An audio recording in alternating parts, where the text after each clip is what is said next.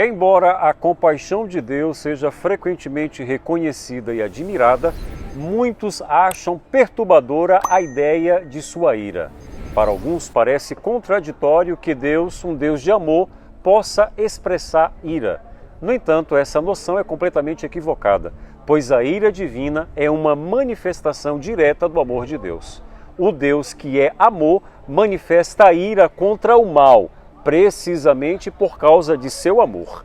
Saiba que a ira de Deus é, em essência, a resposta de amor ao mal e à injustiça. O tema de hoje em nosso guia de estudos da Palavra de Deus é a ira do amor divino.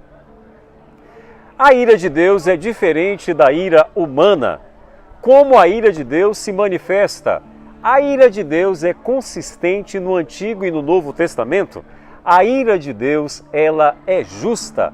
A ira de Deus deve ser temida. A ira de Deus foi satisfeita com o sacrifício de Jesus na cruz do Calvário. Eu gostaria de ler o seu comentário. Comenta aí, compartilha esse estudo com seus amigos e vem comigo!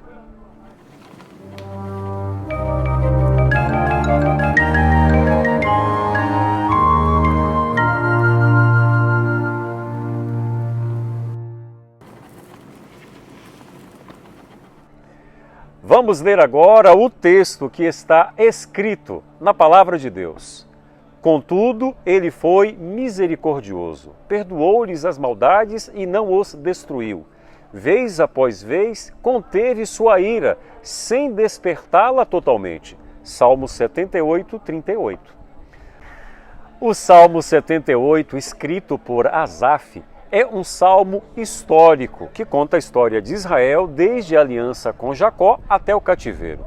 O objetivo do salmo é garantir que as gerações seguintes conheçam a história e não cometam os mesmos erros dos seus antepassados. Existe um provérbio popular muito interessante e, ainda que o tempo passe, não consigo esquecer dele. O provérbio diz o seguinte: o homem inteligente aprende com seus erros. O homem sábio aprende com os erros dos outros. Não sei quem é o autor desse provérbio, mas acho esse provérbio genial. O provérbio ensina que a observação do presente e principalmente do passado, com seus erros e acertos, pode impedir que alguém sofra consequências de más decisões simplesmente porque viu o que aconteceu com outros e o quanto esses problemas geraram. Do mesmo modo, a Palavra de Deus também fornece muitas lições preciosas que podem guiar os seus servos e servas no presente, livrando-os das armadilhas que lhes são preparadas, tanto pelos inimigos do Senhor, como também pelo pecado pessoal. O Salmo 78 é um exemplo do uso dessas lições a fim de educar as novas gerações para que evitemos os erros do passado e prossigamos rumo ao futuro, munidos do desejo e da sabedoria que levam, é claro, à comunhão com Deus e também ao seu serviço. Asaf declara logo no início seu propósito: o que nós ouvimos e aprendemos e o que nossos pais nos contaram, não esconderemos dos nossos filhos.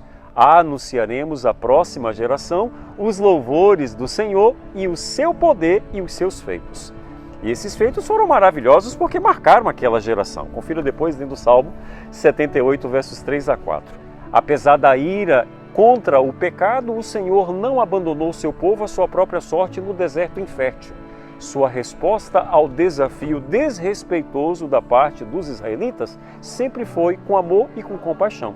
Apesar de tudo que Deus fez, os israelitas pecaram novamente e não creram nos seus prodígios. Por causa do caráter de Deus, o pecado gerou então punição. Contudo, essa punição não vinha sobre eles para extingui-los e extirpá-los da face da terra. Vinha em tal medida e forma que é possível perceber o amor divino em disciplinar o povo para que este povo então se arrependesse e voltasse para ele. Não obstante, o Senhor não os destruiu por ser um Deus misericordioso, porque Deus, ele é compassivo, perdoa a iniquidade e não destrói. Assim, é possível aprender a temer e amar o Senhor ao olhar para a sua disciplina e para com o modo que ele dosa a justiça e a misericórdia e trata então os seus filhos e filhas. Ao que tudo indica, Asaf escreveu esse salmo para produzir no povo arrependimento, temor, obediência e fidelidade a Deus.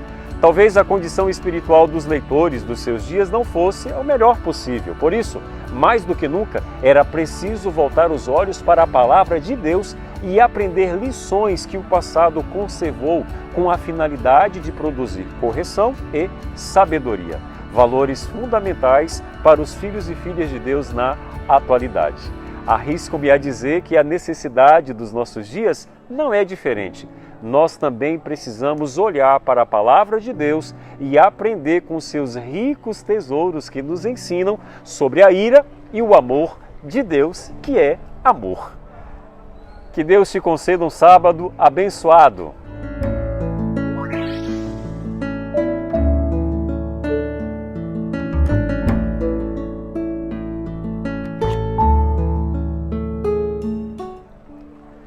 Vamos orar. Deus bondoso, Senhor, nós queremos te agradecer pelo tema que foi estudado hoje. Deus é amor, mas Ele também é justiça.